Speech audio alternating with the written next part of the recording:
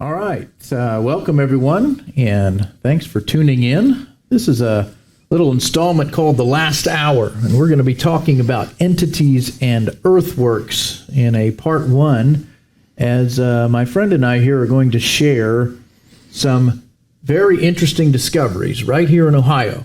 So I'd like to go ahead and, if you want to introduce yourself to our viewers. Yeah, I'm Dr. Tim Kennedy, and Pastor Steve and I we believe, found some very interesting things in Ohio, and we're going to try to give you a background about them and then try to reveal them, and you can decide whether you think they're kind of interesting or they're some phenomenal coincidence, right? Absolutely. We think it's real interesting. Once again, I'm Steve Mitchell. I pastor here at Fellowship Bible Chapel in Sunbury, Ohio, and Tim and I became friends and coworkers over these things because we want to know the why behind what's going on in our world today. And as believers in Jesus Christ, we also believe the Bible holds the explanation and the backstory to all kinds of things that people are experiencing. And I guess just to begin at the beginning, for me, I was always fascinated by the presence, the remnants, if you will, of some of the earlier days of these small towns in Ohio. A lot of Freemasonry, a lot of symbolism, a lot of strange things, and Indian mounds. And so I kind of plunged into that and that subject matter and realized that I'm at ground zero. We're at the epicenter out here outside of Columbus at a very formerly active mound situation here, and a lot of Native American history in these lands, and a lot of bloodshed, and a lot of all kinds of things, creepy spiritual stuff, demonic activity, and some of which is still occurring today. Yeah, it's interesting because, if you've lived in Ohio, a lot of people would consider it to be kind of a vanilla state.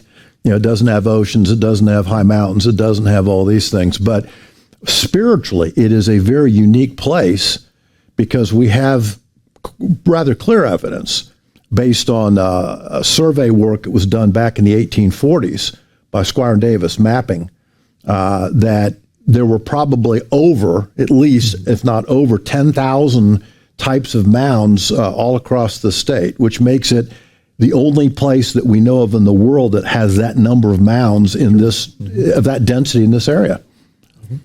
So this goes a little bit beyond finding some arrowheads and newly plowed fields, which is also exciting. But we thought, let's go to the scriptures to kind of set a background here for what we think is the power and powers involved behind some of the situations that people are experiencing that have been living near these mounds.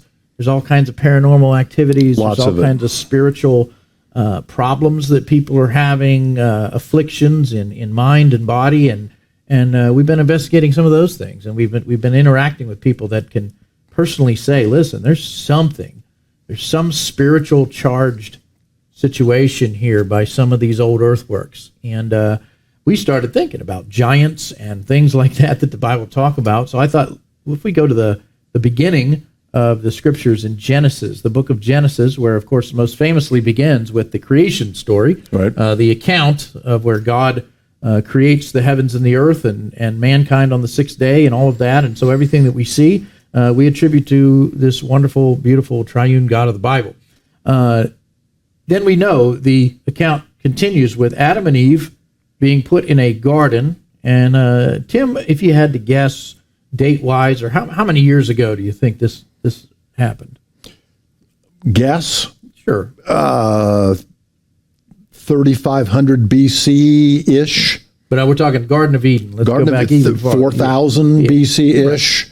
4 to 10,000 is kind of the number that people are kicking around for what's called young earth creationism. But bottom line is, God was the active creator for everything that we see, including the people groups and all of that. But it all begins in Eden with the first man and woman, Adam and Eve, and they, of course, are put there, and there's a test in front of them. There's two trees that they're not supposed to touch, and one of them is the tree of knowledge of good and evil, and we have a being called Nakash, the serpent, and he is a fallen entity by the time he encounters Adam and Eve in the garden to tempt them to eat of this fruit. Don't you think it's interesting also that the nakash, a lot of people don't understand the Hebrew word there.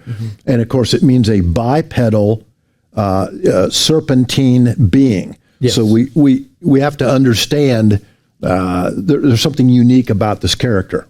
There's other things about the adversary that would indicate a shining as well. Exactly. So Lucifer. We're probably talking about a radiant, splendid supernatural being that was part of the congregation in the mountain of God. And you can read about this on your own in Ezekiel and Isaiah. Originally. Yes, there's a group of beings there, and this one rebelled, and he is now in the garden tempting the first woman to eat of the fruit. And when she does so, as God promised, her eyes were opened, and she believed the lie of the serpent and went against the command of God. And in that day, she spiritually died, and death begins to proliferate in all areas. Scientifically, entropy begins. Yes, absolutely. And so there's the backstory for why we age and are dying at this very moment, and why this world is full of sin. It happened there in that initial rebellion. So in the sentencing stage of that, when they're called to the carpet and God says, hey, what did you do? He's calling Adam to accountability. They said, we ate. We shouldn't have eaten, and now our eyes are open. Now we realize our nakedness. There's shame here. Fear of God. Yeah, God clothes them with skins, and he begins to pronounce judgment on the man, the woman, and Nakash. And the environment, too. Yes. Yeah. And so maybe Genesis 3:15, we'll take that segment of this divine judgment on them. And he's speaking to the serpent, to that being who, again, either indwelt this other creature or whatever's going on there. The one who caused this evil to be in there. In verse 15 of Genesis 3, God says, I will put enmity between you, that's the serpent, and the woman, between your seed, that's the descendants of the serpent, and her seed, the seed of the woman. And of course, the rest of this prophecy is, he shall bruise you on the head, and you shall bruise him on the heel. Now, if that's all we had to go on, that's pretty obscure and kind of vague, but we know, Tim, that this is the first prophecy of Messiah, if you will. This is the proto-evangelion, they call it, the theologians call it, where we get this foretaste of there's going to be one coming, born of a woman, so he's human, but there's an extra added element that later unfolds in Scripture that we know this is a reference to Jesus Christ being born of a virgin, and for those who would follow God in obedience to him. You want to talk a little bit about the serpent seed and the seed of the woman here. I think that, most people that have studied Genesis 3 seriously clearly pick up on the idea that this is promise of coming Messiah. How could a woman be of seed, of Zerah, physical seed? And it, of course, speaks of a veiled reference to the virgin birth. But the part that's really interesting that I think people pay less attention to is the seed of the serpent and the seed of the woman. And again, seed, physical, Zerah, not spiritual seed of the serpent, but that there are entities and people who will come in line and who will do the will of the serpent on the earth, who will be born, who will do significant things politically, economically, and every imaginable way, technologically, that will further the agenda of the serpent, which of course is opposed to the agenda of God, the agenda of the seed of the woman. And I think that we need to understand that to understand what we're going to talk about, because we're going to talk about a particular element of the seed of the woman. The seed of the serpent, I'm sorry. And this has been called, the seed war, because it's enmity between forever. It's not, there's never going to be a reconciling here of the seed of the serpent and the seed of the woman. And so that, this prophecy then kind of plays itself out, would you say, as we see evil just proliferate down through the centuries, all the way to the present day. We're still seeing the enmity. We're still seeing Satan's, the adversary's satanic agenda to undermine the work of God. His people. Yes. And God's people. Matter of fact, if you've studied Genesis at all seriously, you realize the next chapter, that is Genesis 4, is about what? it's Cain. It's Cain. It's the story of the seed of the serpent, and it goes through these people down through generations, going from Cain and then Lamech, who next. of course is if Cain is avenged 7 times, then Lamech 77 times. In other words, he's one nasty, horrible, vicious, homicidal human person. Okay, and then of course we see the opposite in chapter 5 then of Genesis. We see the seed of, well, eventually Abel, and of course we see it culminating ultimately in Noah, right? Right, sure. Who's this figurehead of righteousness and Yes. being untainted by this seed agenda. Let's look at, should we just go to Genesis 6 at Let's this do. point? Because it's been rightly pointed out by some that if you were to ask someone in the Second Temple period, what's wrong with the world, they would instantly, of course, answer, well, the fall started it. But they would also then probably be quick to follow up. At least many of them would have. What happened in Genesis 6? So we could turn to Genesis 6 and let's look at the first couple verses Yes. So this is, a couple generations after Cain and, leading up to the great worldwide flood that's eventually going to be, put on the world by God here to cleanse the situation. But I don't know if... You want to read 1 through 4? Yeah, how about I read the first 4 Go ahead. verses and then let you Sure. comment on what this is talking about here. This is a mind blower. It is. When it comes to the disclosure that we get in Genesis 6. And should we say, it is probably, in my opinion at least, and I think you would agree, one of the most poorly taught sections of the Old Testament. Absolutely. Without understanding this, you cannot understand the significance of much of the rest of the Old Testament and into the New. And yet there are such bizarre attempts to turn this into something that the wording clearly states. What we're going to read here shows at face value exactly, what God was talking about here. And yet you have figures in church history that come along with the stroke of a pen and go, well, it can't be that because of how radical this is. Let's change the text and the meaning. Yes. Yeah. So what are we talking about? We're talking about the first 4 verses of Genesis 6, and it goes like this. It says, now it came about when men began to multiply on the face of the land, and daughters were born to them, that the sons of God, Benai Elohim in Hebrew there, the sons of God, saw... Only used of angels. Yes. Saw that the daughters of men were beautiful, and they took wives for themselves, whomever they chose.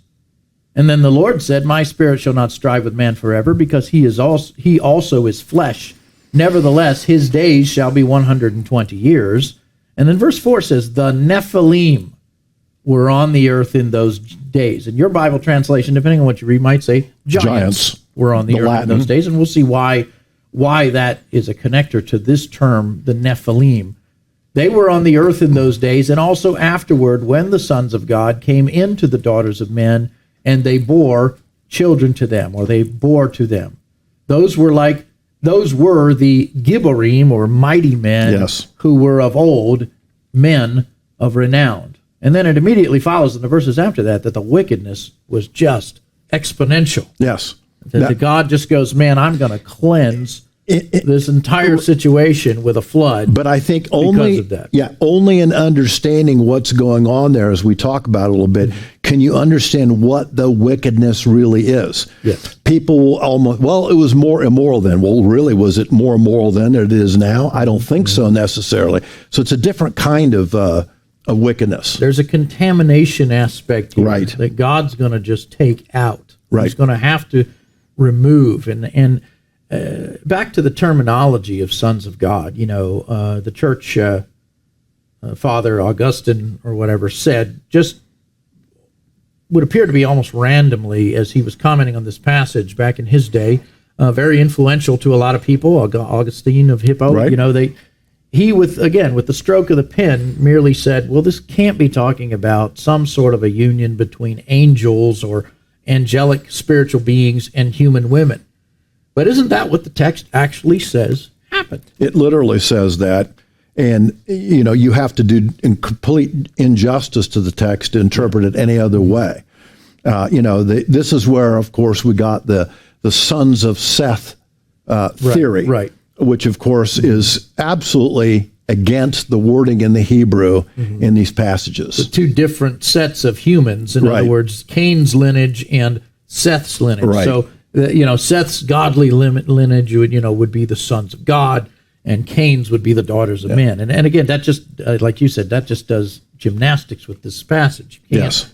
It doesn't really make any sense as to why this was even a crime, or why the offspring would be highlighted as they are, the Nephilim. Right. Tell us a little bit about that word. The Nephilim, the word Nephal in Hebrew means kind of two things. One is it means to fall down from. And of course, we're going to talk in a second about where they fell down from. Okay. It also means to fall upon. It means to literally, in today's term, a predator, to predate upon. That's why they're called the mighty men. Okay. The predators, the violent, capable, militaristic. But what it's telling us is that, and we have to kind of go a little bit to the book of Enoch here. Now, some people will dispute about Enoch, although we have to say Enoch is quoted in the New Testament, in one verse, word for word. So it's certainly the New Testament writers knew of the book of Enoch, as you and I know of the findings in the Dead Sea Scrolls. The number one fragment number that was found the most was the book of Isaiah. But what was number two? Book of Enoch. Yes. So it was read by the Jews, extensively studied by the Jews, and Enoch tells us this very interesting thing. Yeah, and the scriptures make other nods to Enochian phraseology and terms that they would have instantly connected with that intertestamental writing. So, and that's powerful, and this, along with the other themes, are confirmed. You have the epistles of Peter at the end of our Bibles and Jude, who definitely give a nod to Genesis 6, that this was some sort of group of sinning angelic beings who fell after the same fashion as Sodom and Gomorrah and others in the days of Noah, and that's the time frame it gives it. So this is clearly backing up that Genesis 6 is an incident that occurred. And again, if we're going to take Enoch's testimony of it, we've got it occurring on Mount Hermon over there. Correct. Which is a significant mountain in the biblical... Particularly to Jesus in Matthew 16, isn't it? Transfiguration, absolutely. And at the base of it, where Jesus pronounces, that the gates of hell will never prevail against his church. He's at the base of Hermon when he says that in Caesarea Philippi. But, 200... watchers or angelic beings, and they even give you some of the names in Enoch. Yes, they do. Made a covenant with one another, sort of saying, listen, if we do this, if we go down and lustfully take these daughters that we have been watching, that's why they call them the watchers, and you even find that phrase in Daniel in our scripture. So this is a thing, they observe us, they watch, and in this case, there was a group of 200 or so of them, according to Enoch, who got together and said, let's go do this thing. Let's go intermarry with the human populace. Do you think that it was an attempt then to dirty the seed of the woman, or to corrupt the line through which has already been prophesied in Genesis 3:15 that Messiah would come from? Do you think that's part of their agenda? It is. And the text in the 6th chapter of Genesis really tells us that it is, because we see that they come down, they are angels, fallen angels. They leave their proper domain. That is, if I'm not mistaken, they're Okiterion, their original angelic bodies that they were designed to have. They take another form so that they can then have sexual intercourse, and it's really literally what the word says there. They came into with human women, and then they developed this hybrid group of beings that the first generation is called the Nephilim. And it's it sounds almost science fictionish, doesn't it? There's a lot of movies that are touching on this type of theme, as sexual encounters with dark entities, and that's it's coming out of the pages of biblical history. One of the validations of this theory that it was meant to genetically corrupt the human race so that Messiah could not be born into this world from true human stock. And that was what we believe the attempt was there ultimately, okay? But one of the validations of this, is when we read, I believe it says, isn't it in the 8th verse? I haven't looked. Verse 8 and 9. Yes, where it talks about Noah, and it says he was blameless in the sight of the Lord. And the word, I think it's the word tayamim. I forget the exact Hebrew word Pure. there. Yes. But it means, and it's spoken of as of animal stock that is pure in nature. So it's not saying he was morally perfect. Mm-hmm. It's saying he was genetically uncorrupted. There we go. He had a true human genome. Right. Okay. So basically him, his wife, and the other 6, the 8 that were preserved later for the flood in the ark and taken through that, we can assume then that they had genetic true humanity intact in them. I mean, would that be? It was a boat of genetic human seed. Yes. Uncorrupted. Right. And everybody else gets swept away. Everybody else gets wiped out. And that's where we see, again, God's judgment on this condition. Not only the one that begins in Eden, but the one that comes after that near Mount Hermon, probably, right? So we've got this thing. And so, I mean, that explains it to me. People often say, well, how could God have just wiped out everything? Well, because it had so proliferated and spread that it was no longer pure. It was no longer true humanity in most cases of what he's wiping out here. Or, again, they would have also learned from these wicked beings and their offspring. In other words, Enoch tells us that these same sons of God, taught mankind how to proliferate in the arts of war. I keep saying the word proliferate today. I'm proliferating the word proliferate. He keeps, they taught him the arts of war, occult technologies, things, the secrets of the universe, abortion, astrology, herbology, astrology, stargates, makeup for all you ladies out there. No, but all of this was fallen angel technology and wisdom being passed on, and some suggest it was given in exchange for the human daughter. They're going to teach the fathers and then say, "Hey, we'll give you the secrets of the universe. You give us your hot daughters." It's creepy. It's creepy. It is creepy from the ground up and up to this thing. And we know that those particular angels that did this initial crime are imprisoned in chains. Peter writes, and Jude says. So let's talk about then just when we talk about the Nephilim, and they're on the earth in those days, but then God sends the deluge, which I believe was global. It had to be global. Wiped out all living thing that had the breath of life in its nostrils on the earth, okay? Including would have been the Nephilim. There's been some really weird theories that they hid in the subterranean caverns of a hollow earth, or they had flying ships to escape the rising waters and all this, but somehow on the other end of the flood, my point being, we have these Nephilim again. But so let's we did because it says right there in the text and thereafter. Yes. So in other words, it wasn't after the flood. After the flood, it wasn't their permanent end. Right. Matter of fact, if you look at this idea of giants of the Gibborim, and of course as we talk about it, some people may even listening may say, well, that's a bizarre idea. And yet, if you look at the Old Testament, you have consistent discussion of giant peoples from this point forward, the last case being known, and I think it's in 2 Samuel 21:17, where the last 4 of them in Philistia are killed by David's men. That means you have several thousand years of evidence of being on the earth. Why is it that Joshua came into the land? What did they come in and see? Right. Giants. The giants. Actually mentioned there. Who did they battle and what major cities did they go to during the conquest? These cities the giants were. They had to take care of these giant peoples there. I'd wondering if I could just put some flesh on those bones. Yes. Of what you just said there, because you just talked about a big swath of biblical history. I did. You talked about a problem that is still in the land and the land surrounding Israel, or the Canaan, in the days, following the flood. Many centuries after the flood, you've got Abraham, Isaac, and Jacob, and that whole thing unfolds there.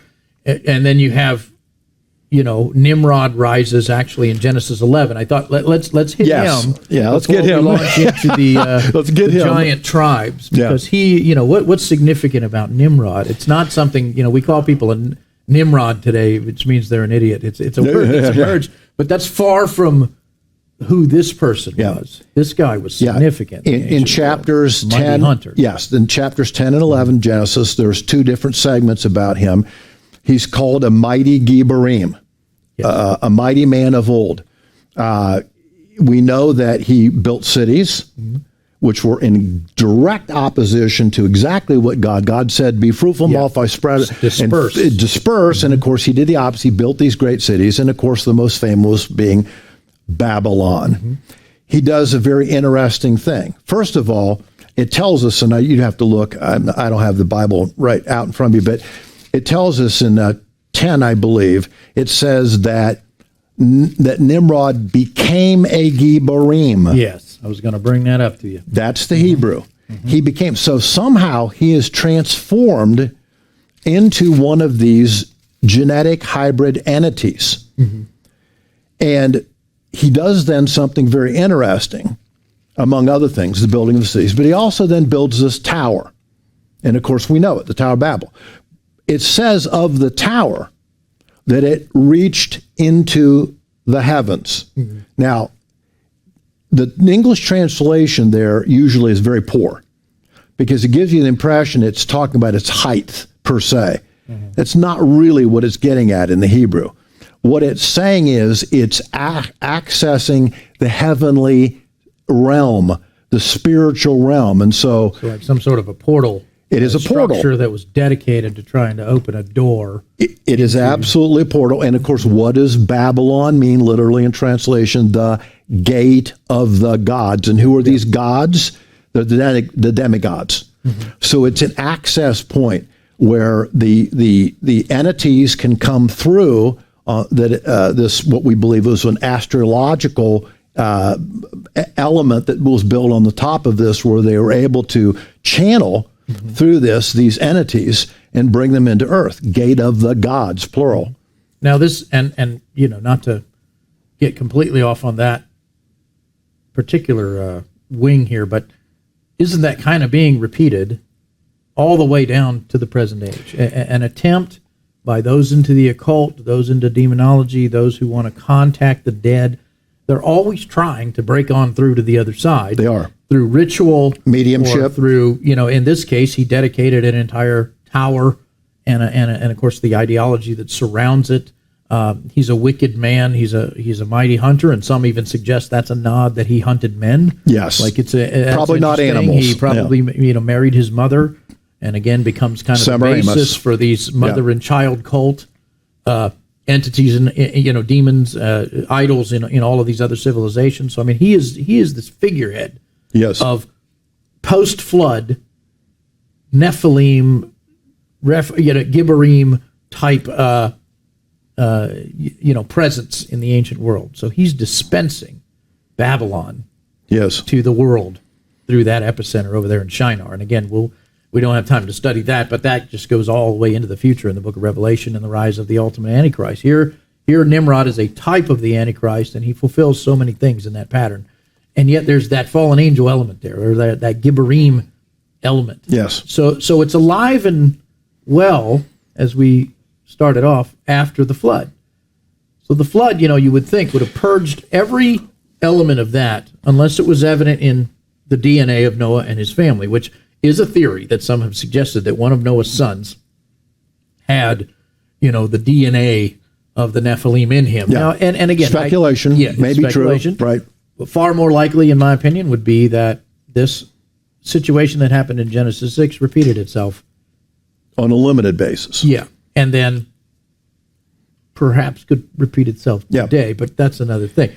But right then, we've got the Nephilim on the other side of the flood. Right. And so we kind of wanted to do that. Do you have anything else about Nimrod there, or do we want to, can I say a few things about the giant tribes that you brought up? Yeah, that's what we see after that. There's a lot of things about Nimrod, but I think that he is the precursor to the Antichrist. Yes. As we see Antichrist figures, as John tells us, there'll be many Antichrists. They'll become worse and worse. We have in Daniel chapter 11, Antiochus Epiphanes, who is a huge Antichrist figure.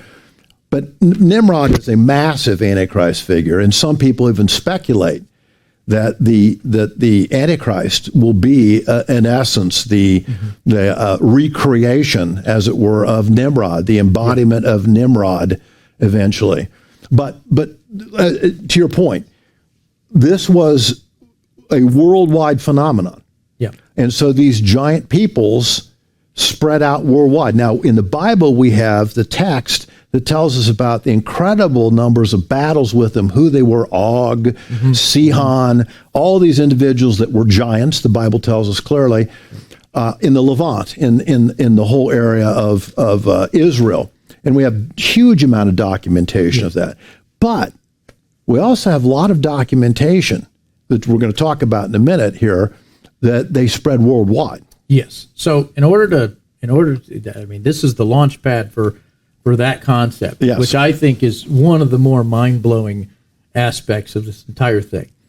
That is it possible that we can see evidence even today of a worldwide spread of giant beings with anomalous characteristics, which we will talk about here in a minute, but I don't know if anomalous is the right word. Anyway, interesting traits that are not quite normal when we look at them, even in the Bible. But just to hang our hat on something here, I wanted to just share just a few scriptures for those of you who want to look this up. It'll be on the pull-down section of the notes on our YouTube presentation. But the Bible mentions, as you said, quite a number of times. And I'm just going to read some references here. Good. Genesis 14, verses 5 through 7. We see the Rephaim, which is kind of a catch-all phrase in some context. Some context, Rephaim means giants as a whole, or also the disembodied spirits in the underworld, the Rapha of the mighty men. You have that, but you also have it in a tribal way. When it refers to some giant tribes, we see the word Rephaim used in the Hebrew. We see the Zuzim, and we see Emim, which is probably translated terrors. Yes. All of these having an indicator of maybe some trait or something. The long neck ones. Anakim would be the long necks.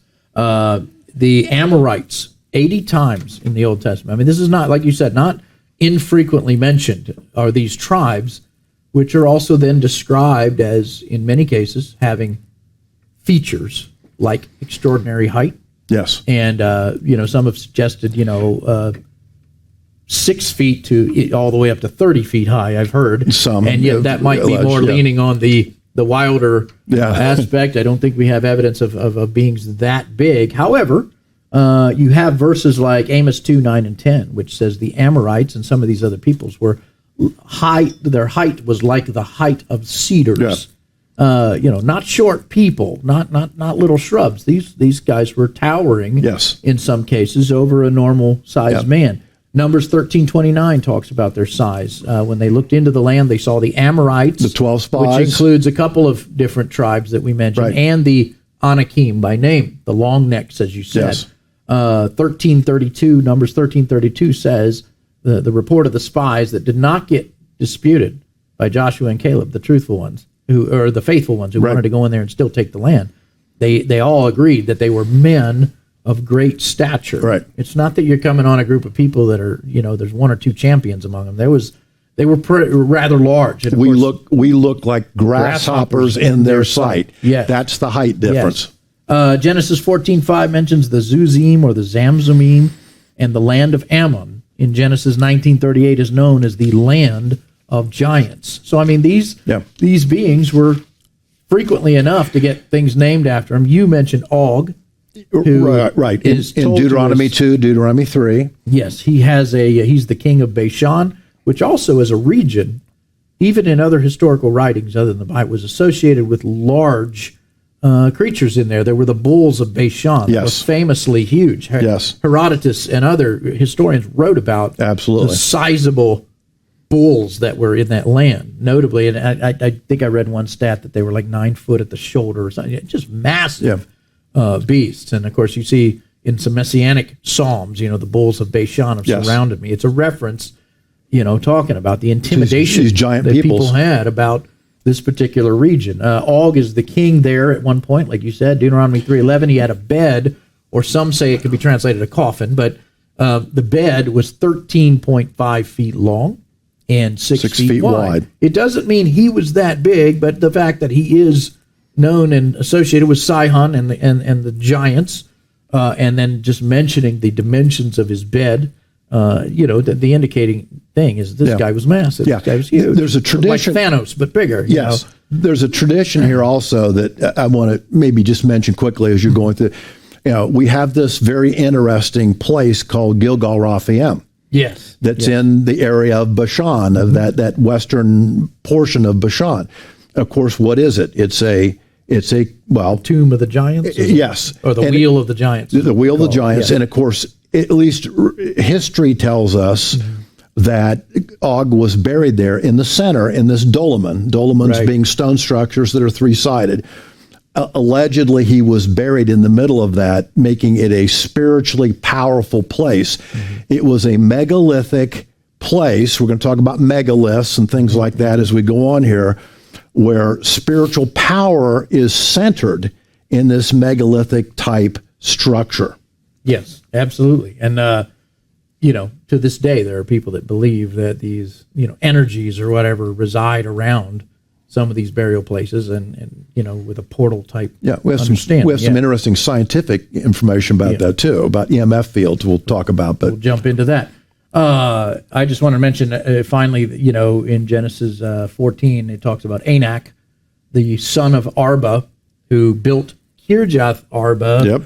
Yep. We call it Hebron, and he's a giant.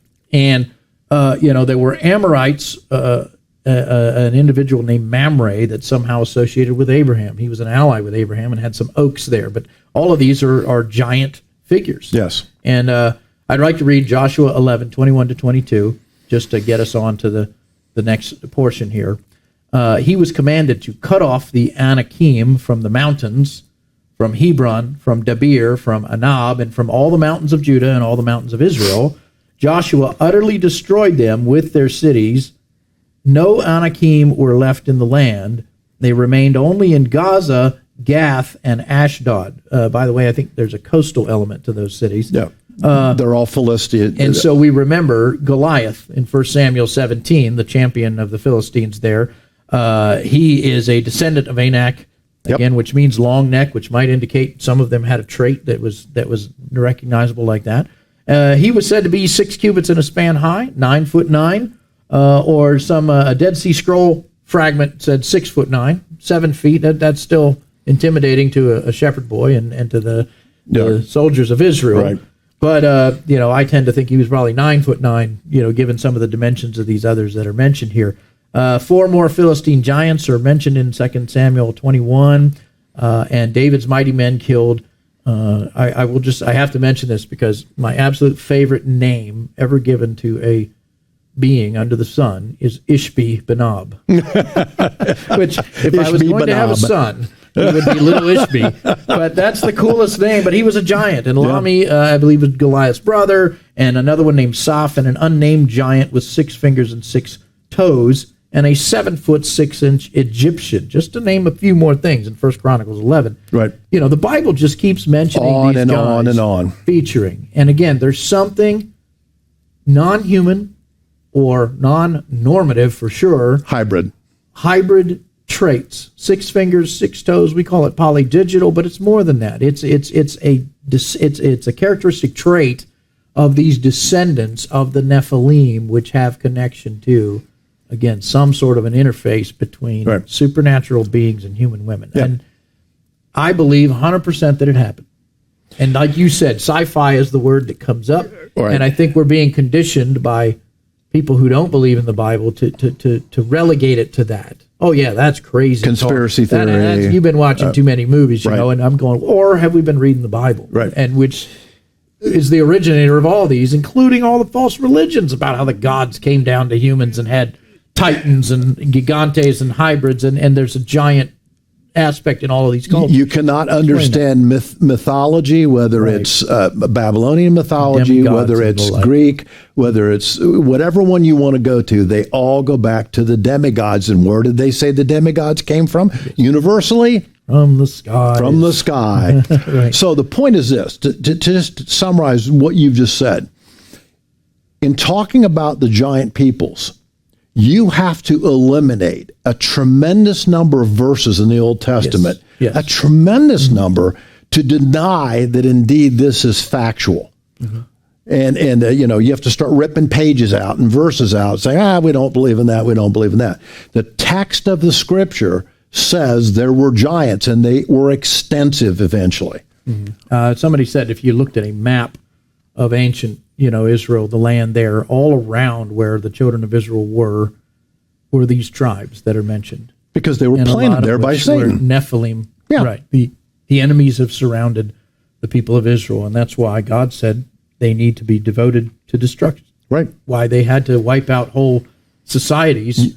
It's not genocide because these were hybrid peoples. You can't convert them. They were not going to repent. No. They were not made in the image of God like a normal human was. And so it wasn't the same thing. It's just, a killing of other, ethnicities. It wasn't arbitrary. It wasn't. And so that's an important, there's a lot that's really involved on that doctrine and on that group of teachings about these beings, that if it's not true, it definitely does open up some really unanswerable questions about, the commands given to God's people. So, okay, as fascinating as all that is, because I'll be honest with you, man, I've loved giants since I was that big, okay? I've got a book at home, and again, it explores the lore and the fairy tales and all of the legends and things of all these peoples all over the world have had, some legend, like you said, that touches on some sort of a Titan-type being or giants or fairies. They might be little people or big people. There's all kinds of things. And I got into it when I was a kid, mythology and this and that. And never realizing that the Bible was far more exciting and stimulating in God's version of what really went on, and that everything else was just a counterfeit ripoff of the actual event, which was more crazy, mind-blowing. Yeah, absolutely. Than you could even imagine. So there's an excitement here in trying to piece this together. And for a Christian, it goes back to the victory that Christ won, and how extensive sin is, and how pervasive the activity of the fallen angels are, even in the world today. It's what's behind, it's the spirit behind this age, and why you see the perversion and the malice and things that we leave scratching our head after watching the news. It's like, wow, only that there must be a devil, because that's horrible. Right. These beings are active and involved in that. But let's by the way, just to put one more comment in terms of what you're saying, it makes you have a very different view of Paul talking about Satan being the god of this world. Yes, absolutely. Sure. He controls the nations, and he has these entities doing what he wants them to do, influencing people the way he wants them, influencing elitist groups the way he wants them to influence the geopolitical situations on the earth, because he's the god of that. Right. And he's got principalities and powers and ranks, literally, of spiritual beings to do these things. One thing we didn't touch on in this Nephilim part, but I'd like to just in passing mention, if you will. And Dr. Michael Heiser just came out with a brand new book called Demons. Right. And he explained, he gathers scholarly material about what we're talking about here. We're scratching the surface here that's been studied by, I would say, a very small amount of people in the body of Christ, also mixed with some theorems and things that are a little bit goofy and probably not supported biblically. But one idea is that the demon spirits that are now active in people, possessing people, influencing people on some level, and of course in Jesus' day, there's so much exorcism going on at the Messiah's hands, and he's got ultimate power over them to where sometimes he speaks to them, most times he doesn't. They just flee. They know who he is. And partly because one theory that's out there, which I find to hold water, that Jews believed in Jesus' day, were that they were the disembodied spirits of the Nephilim. And the very idea that they're called unclean spirits has the idea of the mixture, which some say is a nod back to the blend between the hybridization of these things. And so when a Nephilim giant dies or gets dispatched in the Old Testament, and the body whether dies. by Israel, whether by the angel of the Lord, the pre-incarnate Christ, whether by the flood, they have some sort of a soul and spirit in them, and that has to go somewhere, and those became the unclean spirits. Trapped demons, on the earth. Yes, that are desiring to inhabit another corporeal Yes. house. And so I just think that's a fascinating angle when we look at the difference between fallen angels, Nephilim, and demons. They're different entities, but the demon would be the immaterial spirit or soul, if you will, of the Nephilim that dies. Isn't it interesting? That's how this thing is so interwoven in the dark world, because they all are on the same team, but they all have various spheres of influence on humanity and in opposition to God every bit. Every single part of it is a rebellion, including the ongoing work that we're going to reference even is happening here in Ohio. Right. So. True. Anything else about the Nephilim and these things before we jump into the big question? Did any of them make it to America back in the days of Joshua? 3,500 years? You mentioned the date 3,500 years ago. Let me go back to one thing you said that I think we need to tie together. It's really important, okay? You talked about the Amorites. And, of course, you showed the documentation in the Scripture about the height, the size, that many of the Amorite peoples were giant peoples, okay? Now, the Amorites became different people groups ultimately, and one of them were the Phoenicians.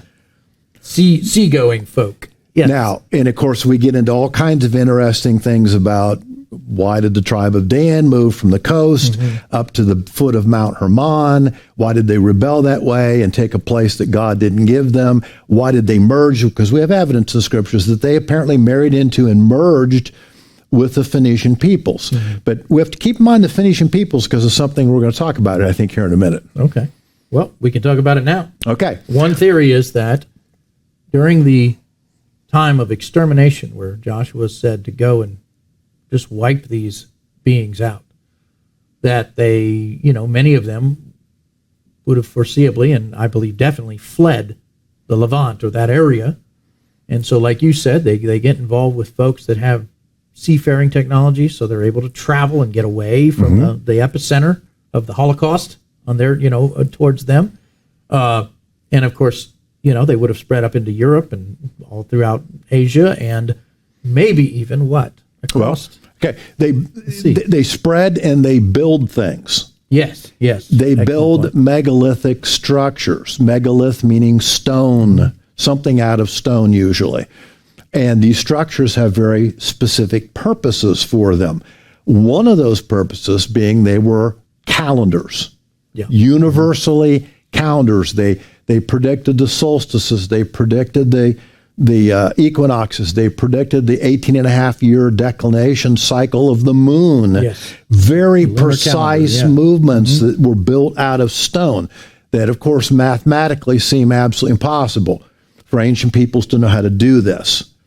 Now, an interesting place, okay?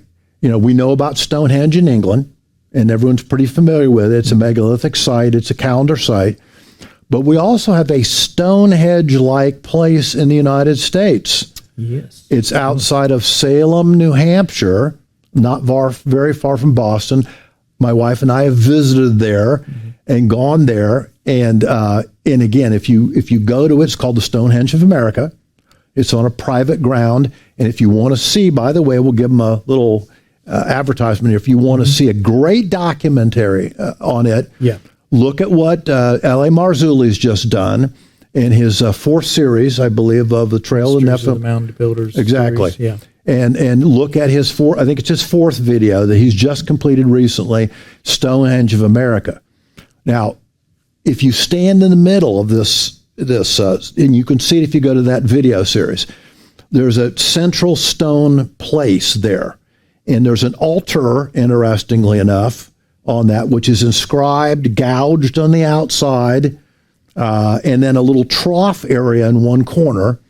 It's angled, interestingly enough.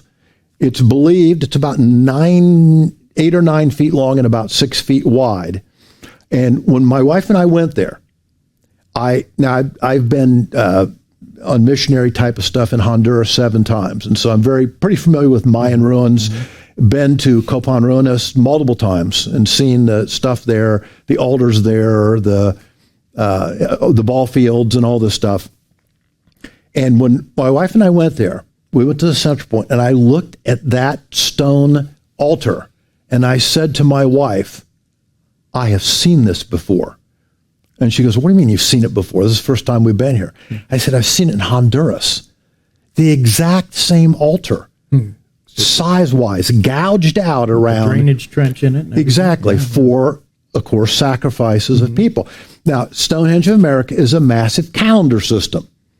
The henges or the monoliths are set up around it in precise locations that predict the solstices, the equinoxes, and Just like we see literally all over the world. Right. Now, L.A. Marzulli found a very fascinating thing at Stonehenge of America, and this is where the tie-in with the Levant is. It was just, he didn't find it, but he talks about it. The gentleman who's the curator there now, about, I think, 20 years ago-ish, they found a stone. And it had an inscription all over it. It's about this big. You can see it if you go to LA's video series. And for quite a while, no one knew what it meant. And they called in I believe a Harvard linguist, I think he was, who knew Phoenician. And he looked at it. He says, I know what it says. And they go, really? And he translated it, and it says, to Baal of the Phoenicians. Wow. Wow. Now, how do you get a stone inscribed with to Baal of the Phoenicians sitting in this area outside of Boston? Yeah. Unless it was those people who came there from Phoenicia and either brought it or inscribed it themselves there. So you're telling me the First Nations, Native American tribes did not go to Phoenicia and bring that back as a souvenir? Don't think so. Okay. Right. Okay, and we hear this a lot. We hear artifacts and things that seem out of place all over the Americas. Yes, you know, from various other cultures that we are they're kind of revising the. If they can't relegate it to a conspiracy theory with no credibility, they're being forced to kind of rewrite who right. made it here to these shores and what they were doing, and it's foreseeable. Then you're telling me, let's bring it back to the giant thing. And we'll get into this, that we have evidence in this country of giant beings. Yes. Now, that opens up a huge can of speculation and accusations and everything else. But and evidence. Exactly. It's been shown that that's the case. So if these beings, which we believe would obviously have originated over in the land, find themselves here in America building these megalithic structures that look very similar to not only things in the land there, but other places on the planet where other evidence of giant remains have been found.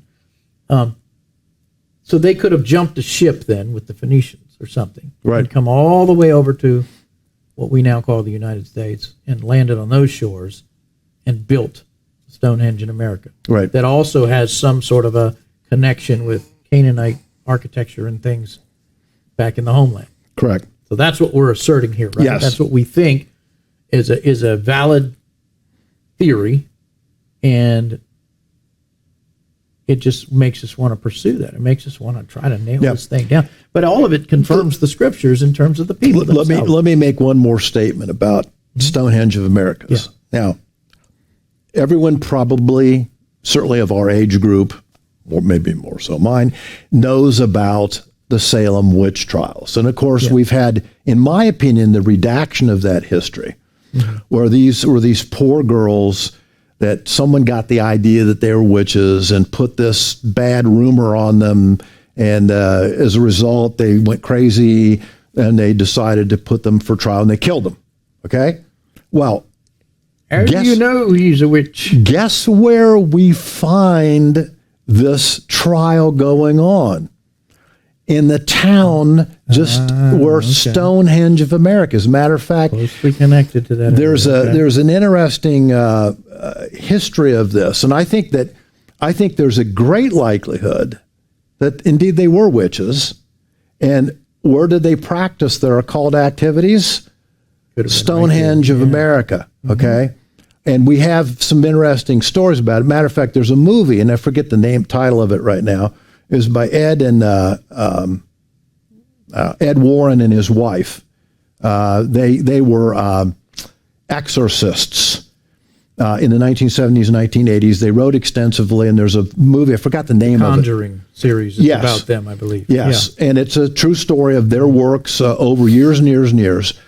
One of their most famous events that occurred to them, which is documented in this movie, is they're called into this place in Massachusetts, to this house that this family moves into, where there's probably the worst, well, for them, the worst paranormal activity they have ever experienced in their careers. Mm-hmm. And of course, who is it that they find out is the demon entity that is behind all of this? Baal? Well, the demon entity they finally find out is one of the women who was one of the witches who ended up hanging herself on a tree on this property and demonizing the local area there. Again, it's a son of a rabbit trail, but I mean, you tie these things together. Paranormal connection with activity, spiritual activity going on around these megalith things. I mean, and this is documented in England too, with people living in Stonehenge. This is documented in the American Southwest, with people living out about earthworks and things out there. Maybe a way to... Which brings up... Can I do an aside here? Okay. All right. Native Americans, of course, have their own study of the occult. They have their own shamans who were mediums. Mm-hmm. Okay. They couldn't build mounds very easily out west because of the terrain and the earthwork and the dryness. So they built this thing we call kivas, soul wells. Spirit wells. Spirit wells. Yes. And they're all over the Southwest. Matter of fact, another trip we took, my wife and I take interesting trips, is to this very famous place in New Mexico in the middle of nowhere called Chaco Canyon. And Chaco is a fascinating place because it's a series of ancient buildings that are built at angles and in ways that are a calendar system. And again, they show the declination, 18.5-year cycle of the moon. They show the solstice. Very precise mathematics. These are built in incredible lines that are precise with angles built into them that represent pi and phi and the golden ratio and all these mathematical numbers that I don't think the Native Americans were able to know by themselves, okay? So we think that these beings, the fallen angels, that indeed, as Enoch and others kind of hint at, that they did come and teach, for example, a lunar cycle that now is kind of applicable all over the world with peoples that would not have had any contact with each other. Right. You know, they weren't publishing textbooks that went out and got distributed to all the ancient civilizations. Right. They had contact with entities that gave them the insights and the dimensions and some of the formulas and some of the things by which the universe runs, some of the order that God created, and that they had mastery and knowledge of that because they were heavenly beings. Right. The Anasazi Indians, who are the ancient Navajo, Paiute, the oldest of those, talk in their oral tradition, and they have a very, very, very distinct and very carefully followed oral tradition. They go back to talking about the star people who came down from the heavens, who were godlike, who gave them information and taught them about the soul wells, taught them how to practice these things, taught them mediumship, incantations, magic.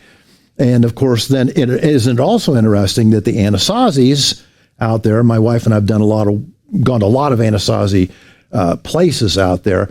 The Anasazis talk about their perpetual war with the giant peoples. Yes. Okay? The legends of giant beings are filled in Anasazi traditions of their war. Matter of fact, they feared the giant people so much that the Anasazi Indian cultures never built on canyon floors out west. They always dug out in sandstone 40, 50, 60 feet above the canyon floor because the giant peoples couldn't get to them as easily that way.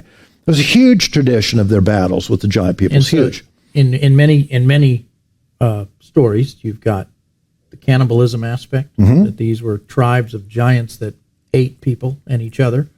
The red hair trait, which is interesting, as you see how many different cultures have that. Some of them have the gray skin or the pale the pale skin as Right. opposed to the peoples that were in the immediate region. Elongated skulls in some cases. Elongated skulls would be another trait that we're Right. looking at. This and the polydigital, the 6 finger, Right. 6 toe. Now, I had heard somebody reference that the tradition often attributed to the Native Americans of how, where you would hold your hand up. I mean, should we mention this? Yeah. Is this worth mentioning? Why not? 5 or 6 fingers. Yeah, it can't be any stranger than the other stuff we talked about. But I actually heard, and I couldn't document this, but I heard that was the origin of this Native American greeting of how, that you would hold your hand up when you met someone because they would then count your fingers to make sure you weren't, part of the problem. You Right. know, and that's interesting. I can't document that. Right. But I think there's something far more than just a random outbreak every now and then in these cultures of gigantism or polydigital, having more than one finger or toe, more than 5 fingers or toes. Right. Those are all medical conditions Right. that can be verified that people have. But, the legends and the stories include, races of people like this that stuck out very prominently for their immense appetites, their violent nature, and the fact that, I've even heard them connected to, again, the rituals at some of these places, that these were beings that came through portals or Yes. would show up when summoned and, foreseeably could be used to, Right. be used as punishers of warring enemy tribes or something like that. But the bottom line is that was woven into the fabric, that the belief in the supernatural to that extent and these particular characteristics in people's, that was woven into their beliefs. I mean, they had no problem believing Right. Genesis 6, when it's funny how the church does, because it's taken, Right. it's again tried to sanitize the weirdness of it. Right. And yet it seems true every bit, and it seems an absolute excellent explanation for any of this other stuff that's just emerged as Right. fringy and strange, but really isn't. It's really part of the seed war. The seed war that we're talking right. about. Now, do you want to talk about? We talked about the Kivas, the traditions of the Western Plains Indians, etc. Do you want to talk about the East a little bit now? Yeah, let's do that. Sure. Okay. Well, we have a different structure system in the East. Okay. East meaning Eastern United States. Yes. We're talking about. Okay. Now we're heading towards Ohio. Now we're heading Now we're towards in our own Ohio. backyard. Okay. Now we have. Because of the difference in topography, because of the difference in rain, because of the difference in soil, we don't have kivas in Ohio, but rather we have mounds. Yes. Now, there's a long tradition of the Hopewell and Adena mound builders. Okay, the Ohio Historical Society and many other groups and writings and archaeologists have tried to convince us, in my opinion, that the mound builders built these mounds. Now, Squire and Davis were a group of explorers, 2 guys that were surveyors. And in the 1840s, they came into the Ohio area. And they went all over what is Ohio, and even further than Ohio, West Virginia and Kentucky, but especially Ohio. And they mapped. They mapped Native American villages. They mapped rivers. They mapped streams. They mapped any small towns that were there. And they mapped mounds. Indian mounds. According to their mapping, and we have both some of their original maps, and we also have kind of further additions or later additions of their maps that take their maps and add to it. Okay, we estimate that there probably were conservatively, originally, 10,000 Native American mounds in the Ohio region. 10,000. Yeah. 1 10,000. 0 10,000. 0 Yes. 0 0. That's 10,000. a lot of work. That's a lot of mounds. Now, of course, most of those mounds are gone because as pioneers came in Plowed and over. cleared land, they also plowed over a lot of these mounds. Okay. We still have a significant number of these mounds, right? Yeah. Okay. And what we found, and this, I guess, if you want to start what you and I found, we looked at some of these original maps of the mounds and realized one, I think, fairly obvious thing about them, and that is they're clustered. Yes. You have parts of Ohio, and I think we can try to connect on the website here, maybe a link to some of the 1913 map that we have. Yeah. Okay, and people can look at it themselves. Lots of red dots on that. Lots of red dots. Marking what has been confirmed and discovered. Exactly. Mounds used for burial, ritual, or ceremonial. Unknown. Yeah. We have areas in Ohio where there are very few mounds. In eastern Ohio, a lot of places, hardly any mounds at all. We have places where mounds are extremely dense. And 2 counties where there's incredible density of mounds are Licking County and, of course, Ross County. Which neighbor us. Right. Right here in Sunday. Licking County is just east of us, and Ross County is just south of us. Matter of fact, there's a very interesting structure that connects Licking County in Newark, Ohio, with Ross County and Chillicothe, and that was called the Hopewell Road. Right. That was built by someone, I doubt Native American personally. So once again, though, Adena and Hopewell then were kind of phrases applied to what was discovered, but weren't even really the name of the native peoples, much less who the native peoples said would have built. Yeah, the native people. Hopewell and Adena is just kind of a helpful phrase, but that's not really helpful because it sort of labels them as a group of people that never... it's an archaeologist's phrase for them. Now, one of the things we find interesting here is we've pulled a lot of literature, and we can put that up for people to look at, some of the literature we pulled. This is called the Licking County, Ohio Genealogy Trails. That's put out by the Historical Society in Licking County, Ohio. And it gives you a history as far back as there's documentation of Licking County. There's a very interesting statement made in this, if you don't mind me reading this to you. Okay. Now, it's talking about the original Indian groups in Licking County, which are mentioned as the Shawnee, the Wyandot, and the Delaware Indians. These were the actual tribes that lived in this area before any pioneers came, that had small encampments, that created certain trails, et cetera, et cetera. So the early pioneers come in and eventually be able to converse some with some of these Native American peoples, and they ask them an interesting question. Here at the bottom of this page, quote, "The Indians had no traditions of the earlier inhabitants of this area, whom we call the mound builders, and they could tell us nothing about the mounds. The Native Americans had always seen them and regarded the mounds as antiquities or as relics of an extinct race." They were here when we got here. They were here when we got here. And that makes perfect sense because of even some of the size and dimensions. The logistics of a tribe of First Nations people with smaller, tools and that nature, you can't build these mounds. Even if you had a workforce of thousands, it would take you hundreds of years to move the tons of soil, and some of them are layered with ash and gravel, and then soil. They're very intricately put together. And yes, there are Indian bodies that have been pulled out of these mounds, but many of them testify that, we put those in there. Why? Because they recognized that already as a place that was spiritually charged, or a gate to the underworld. Exactly. There was some significance to burying, your ancestors in these already existing, pre-built mounds. So the question, of course, who built them? Yes. Not just another group of humans wandering around saying, well, let's put a mound here. There was a reason.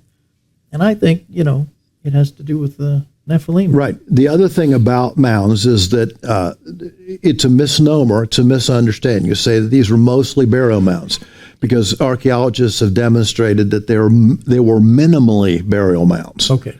Sometimes, indeed, entities were buried in there, but frequently they were ceremonial mounds. Often inside these mounds, and we're going to talk about evidence of one in this area we're going to go to in a minute, were these often round stone megalithic structures called henges. Yes. Okay? And when they've excavated some of these mounds, they found these stone structures, and these clearly are ceremonial in nature. They're not burial in nature. And of course, getting back to what we were starting to say, when we started to look at some of these maps, we found a concentration of them Of course, in Licking County, the huge concentration is all around Newark. And of course, anyone that studied this knows about the Newark Earthworks, which are an unbelievable design, it's the math involved in the Newark Earthworks. Octagon Mound. The Octagon Mounds. Most famous feature there, or the most detailed. And of course, L.A. Marzulli does an excellent job of documenting this and showing that these structures, and there are multiple structures that built around Newark, are mathematically designed and could not have possibly been built by anything we know by the current mathematics. You had to have math at least of the level of Pythagoras to do these things. And of course, we have no evidence that the Native Americans had that technology. But you and I started to look. We started to say, hey, let's look at where these mounds have density, where there's a lot more of them. And we looked, and of course, we knew about Newark, but we looked 12 miles north. Yeah. Okay. From this very spot. In northern Licking County to this little town that's called Homer. And when we looked at the map of mounds, okay, we found that there probably were at least that we can count in about 1 square mile-ish area, okay, there were at least 16 mounds surrounding or in Homer, Ohio. At one time. Right. Now, no, but then. At one time back, we have the evidence of them based on, Squire Davis's surveys. So we, of course, ask ourselves a question. Why did they build so many mounds around Homer? Homer is a virtual crossroads. Don't want to disrespect the community of Homer, but it's a crossroads. It is. You kind of can drive right through it and not realize that you've been in pretty much formal town. Now, so we started looking. Of course, there's a prominent mound in Homer, isn't there? It's still there. It's called the Dixon Mound. And it's a 30-foot tall, what is it? They estimate about 100 feet in diameter. It's like 120 feet. 120 feet diameter mound. It's totally overgrown with trees on it. So it just looks kind of like a rise with bunches of big old trees. But it's very distinct as a mound. I mean, it does not fit into topography at all whatsoever. And of course, we realized that the Dixon Mound was there, and we started to look at records. We started to go through newspaper, especially records, and we found many different examples of newspaper articles were written back in the 1880s, 1870s, and 1850s about people that had discovered things in mounds that existed that maybe don't exist now, right around Homer. Yes. So you had called me because we had been looking at another small town. We were. North of here named Ashley. Yes. And equally interesting, there were a number of mounds there at one time. About 7 right around that area. And spiritual activity, paranormal stuff going on, and some really creepy things arose out of that little town. Well, Homer seemed to be the next one on the roster to at least have a for mystique. Creepiness. Well, a mystique about it. That's true. That is something was going on. And like you said, when you found out that there were mounds there, you also alerted me in a phone call one day. I would never have heard of Homer except the guy on The Simpsons, unless you had said to me that one day, hey, there's another issue here involving some very interesting things that were found in a little town called Homer not far from here. I'm going to ask you in just a moment to tell us what it is that triggered you to look at Homer. And then, of course, that ended up triggering me to drive out there one afternoon just to see what I could see. And I found that very mound, the one existing right there next to the library today and across from a cemetery. Now, what's the thing that put Homer on the map in your heart that made you kind of perk up and say, hey, we need to look into that? What did they find there? Okay, well, as relates to what we've been talking about for this entire episode. There is a farm, I forget its exact name, it's one of the original platted farms of Homer in the 1830s, 1840s era. I think we actually have a map of the plat and the farm that maybe we can put up on the site, okay? And it shows that there were a couple mounds in this one farmer's fields that he owns, and those had been excavated. And in this one mound was a henge found, and there were 4 skeletons found around in that henge in that one area. And there's a newspaper article. We pulled newspaper articles. We pulled all kinds of we started to dig through what was there. What did people report back in the 1870s, 1880s, 1860s that they found? Eyewitness account. And what they found in that one mound was 4 giant skeletons. 3 giant skeletons measured by the people at approximately 7 to 7.5 feet, 3 of them, and the 4th one being 8 feet tall. They measured them, they talked about them, they looked at them, and of course they documented the existence of these things. Well, there are also other mounds that were also excavated around Homer too. And Homer has, you want me to talk about the geography of... Yeah, let's talk about one of the skulls first. Okay. Before we leave the actual skeleton, unless you want to fit that in later. Just about how, when we're talking about a 7-footer or an 8-footer. Okay. Yeah. You know, it's like there's a basketball team. If you bury them, they might. You know, they would be. That would be a reason to find that type of stature. Especially, I mean, again, maybe a trait of the peoples in the area. They were not that tall. That's not a normal. No, they were quite short by all documentation of their skeletons. They weren't pygmies, but just like anything else, there's different characteristics and features. These 4 skeletons would have stuck out proverbially, literally head and shoulders and probably torso over a normal person the Native American in that area. Tribes. Yes. So yes, that's intimidating. That's scary. Combine the idea that they're praying to demonic entities, and then these things show up, or they're having battles with these things, or whatever interaction they had. You know that there had to be something really frightening and supernatural and just bizarre about it. But just to put some flesh on those bones, they dug a skull. I guess the skull of the 8-footer would be my assumption, or I don't know. No. Or did they find another jawbone? Okay. What was if people go the size of an iron bucket? Yeah, is the one I'm thinking of. If people go to the map of Homer that we're going to put on the site, you'll see the library, you'll see the Dixon Mound, and then to the north, you'll see the cemetery. And at the very edge of the cemetery is the Licking River. I mean, literally. Yeah. And we've walked the cemetery. We've been there a number of times. To apparently the east, I believe it would be, yes, of the cemetery site. There's kind of land that sticks out there, although it's a little bit difficult now because the 1913 flood apparently eroded a fair amount of the riverbank there. Moved the river a little bit. Moved the river and also eroded the bank and things like that. There was clearly in the records here on Licking County around Homer, there was an ancient fort. We believe it was just to the east of the current cemetery, all right? It is reported that near that fort, it doesn't say exactly where, but near it, we have the newspaper article, okay, that a couple boys were digging in a mound there. And they dug in and they found a 12-foot, what they said, and was a 12-foot giant skeleton there. And the comment is that the size of the head was so huge that you could have put it over a human person's head with both hands on either side. Now you can to touch the inside of the mandible, the lower jaw. Exactly. That's how big a mammoth this skull thing would have fit around. Right.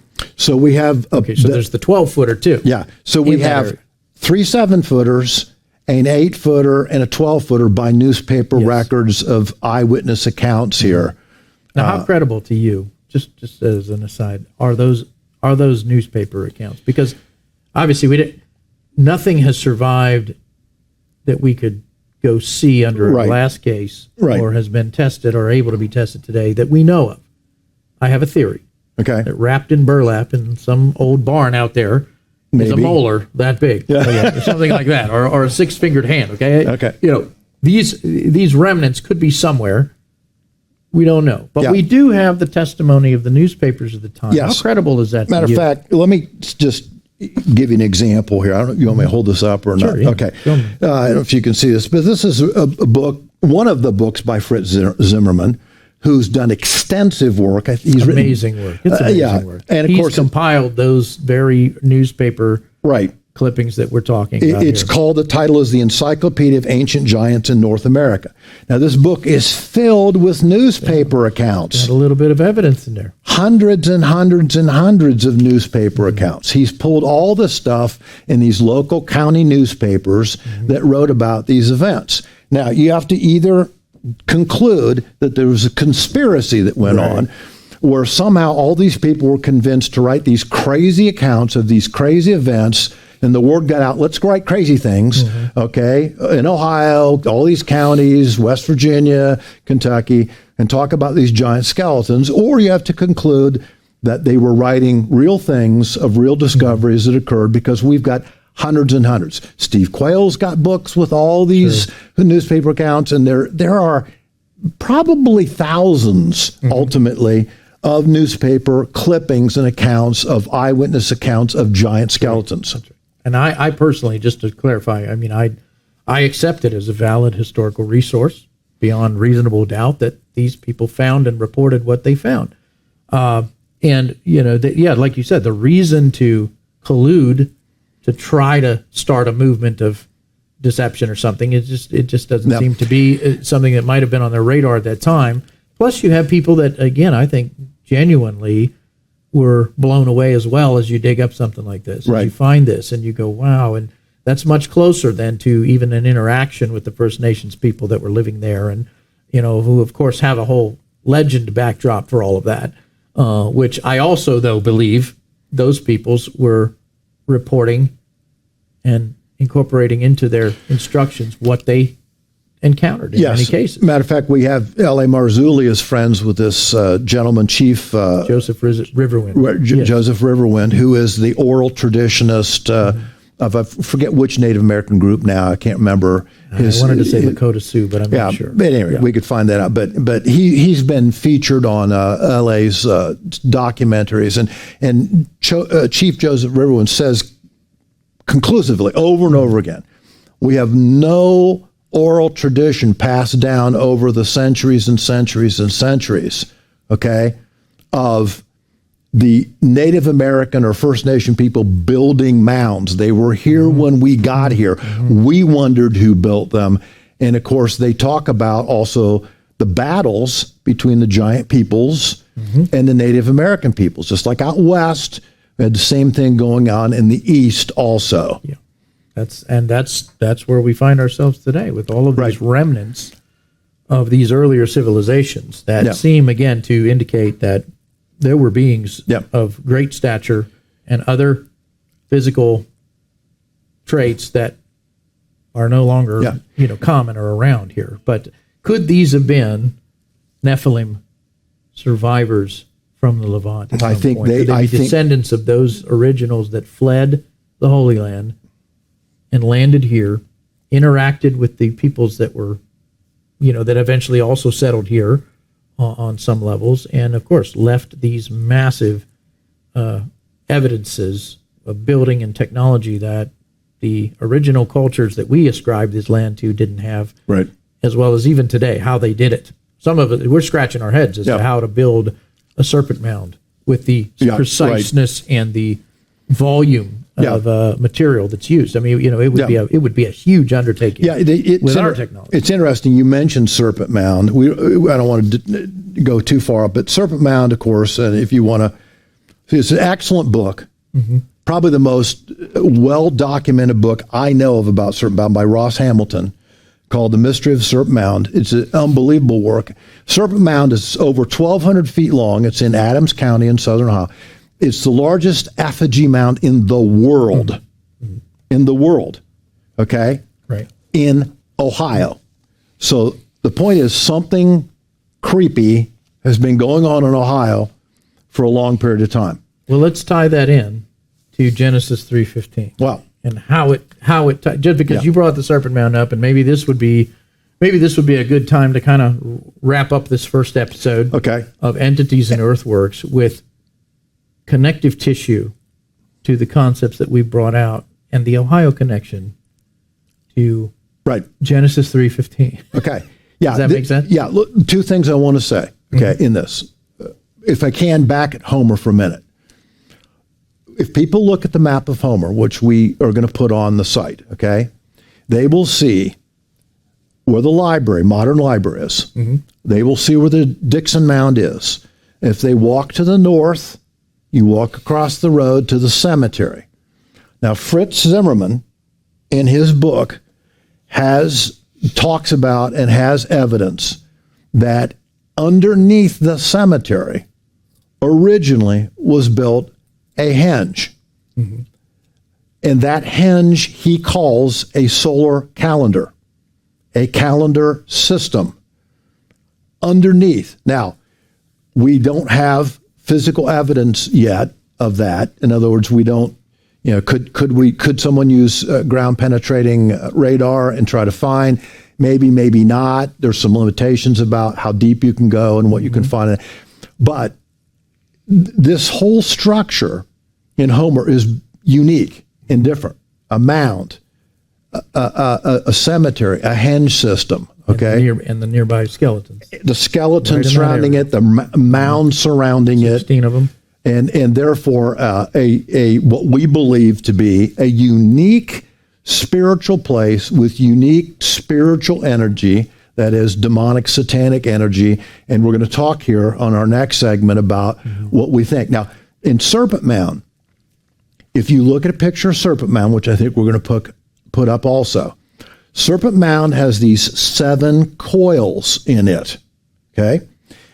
If you run lines through these coils, okay, you then develop through these lines a architecture, if you would, a map, a calendar that, again, shows you the equinoxes, that shows you the solstices, that shows you the 18.5 year. So pretty much direct alignment with right, what's exactly. happening in the heavens. And as L.A. Marzulli has well said, when you go to Serpent Mound, and I've been there, you've been there, L.A.'s been there several times, on the ground, you can kind of get an idea of it, but the only way to really get a great view of Serpent Mound is in the air, okay?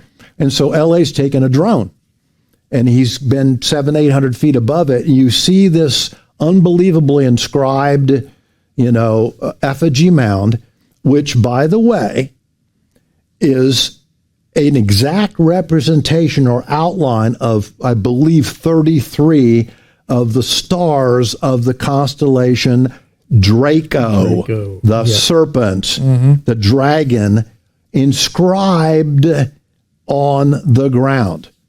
So this is a very designed place. The mouth of the serpent, if you go to a picture, okay, it shows the serpent swallowing an egg-like structure, okay?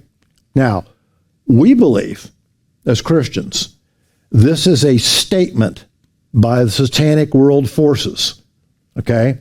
Genesis 3:15 in reverse, if you want to think of it that way, okay? Where God says that the seed of the woman will crush the head of the serpent. Here's Satan's view inscribed on the ground in an effigy mound in Ohio that says the dragon will eat the woman's seed. Okay. Yeah, that's very likely that's a signal, broadcasting, and like you said, it doesn't make sense unless you're looking down on it from the air or the high places. Who is the prince of the power of the air? Satan. And it's interesting because the Nazca lines are similar. None of them make any sense when you're on the ground. True. And yet for miles, these figures of birds and animals and beasts, and all of these would have been depictions of things they worshipped. Hybrids, many times. Creeping things and things that Romans 1 tells us the nations are obsessed with over and above God. They take his created thing and worship the lie. And who's behind that? Satan and his, team. So we just see that dirty fingerprint in all of these cultures that have rejected the God of Israel, that rejects the God of the Bible. You're going to be what you worship. So it's just interesting that these were created by people who would have never gotten the full appreciation of it if it was just for aesthetic art purposes. Right. You know, the unveiling of the Serpent Mound to whatever people were living there was no big deal. But what was it a big deal to? The entities. It's a broadcasting. You know, we're submitted to you. We're on board with the agenda of a serpent eating the seed of the woman. Perhaps if that. And again, we don't know that that's what that means. It's just very interesting. And like I said, I think there's definitely significance with the Draco connection. I mean, and why, you know, why not? Why would we not see all kinds of activity among this very real dimension with and in and among each other, trying to galvanize, edify their own agenda to destroy Jesus Christ? Because that's really, again, it all comes down to Babylon and the emergence of a Nimrod again. Exactly. Who is doing what? Sticking his finger in the eye of God, trying to connect with these other entities. Right. One other thing about Babel, you know, there was another source that said there was a statue on top of it with a sword aimed at the heavens. Yeah. This is all of that. This would be the, you know, the regional outpost of, hey, this belongs to me, the God of this world. Exactly. To me, Satan. Being. Right. So I think, man, you know, the biblical backstory, the current observable conditions and ideologies, and the paranormal activities, and the association with violence, bloodshed, and occult ritual around these mounds, and the imagery associated with them that so coincides with astrological things, and the very nature of the fact that these structures and earthworks and things of that nature would be so far out of the scope of the building capacity or desire, maybe, for the peoples that are often attributed to it. Right. I think you combine all of that, and I think we see very clearly a testimony of the forces arrayed against our God that are not going to win. Right. They've been defeated at the cross, but they are afflicting many people. And I think the next episode we'll get into a concrete history in this town and another one of that activity and draw that connection between the presence of the mountains. What we want to do in the next segment that we do is we want to show you what we've discovered. We believe in this little town called Homer of the seed of the serpent, one element of the seed of the serpent. Yep. And we found we have a lot of documentation, a lot of newspaper articles, and books. It's mind-blowing. We think so. It's people will have to decide. It's on another level. But we're going to show you how this is connected and what we've uncovered about its connection. And that's what we'll start out on in our next segment when we get to it. So. And this is part of, you know, our commission in the scriptures to expose the unfruitful works of darkness and to see people that are captive to these powers, renounce them, be rescued from them, and then live lives in devotion and submission to Jesus Christ our Lord. Right. I mean, that's really our ultimate goal for these shows, and we want to thank you for showing up for this first installment of it. I had a blast. I am so thoroughly pleased to do this work with you, because I believe it's been a case of us saying, Lord, what do we need to know, and let us not go beyond what's written. Right.